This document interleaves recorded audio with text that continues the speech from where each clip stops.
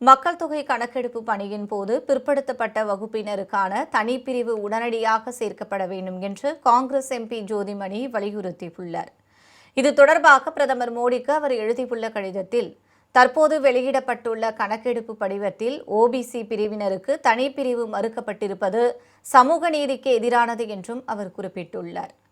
பிற்படுத்தப்பட்ட மக்களின் துல்லியமான எண்ணிக்கையும் அவர்களின் சமூக பொருளாதார நிலையும் வெளிவந்தால் மட்டுமே அவர்களுக்கு உரிமைகளும் நலத்திட்டங்களும் முழுமையாக சென்றடையும் என்றும் அவர் சுட்டிக்காட்டியுள்ளார். தெலுங்கானா மாநில அரசு வெற்றிகரமாக நடைமுறைப்படுத்திய இந்த கணக்கெடுப்பு மாதிரியை பின்பற்றி உடனடியாக மக்கள் தொகை கணக்கெடுப்பு படிவத்தில் உரிய திருத்தங்களை செய்ய வேண்டும் என்றும் அவர் வலியுறுத்தியுள்ளார்.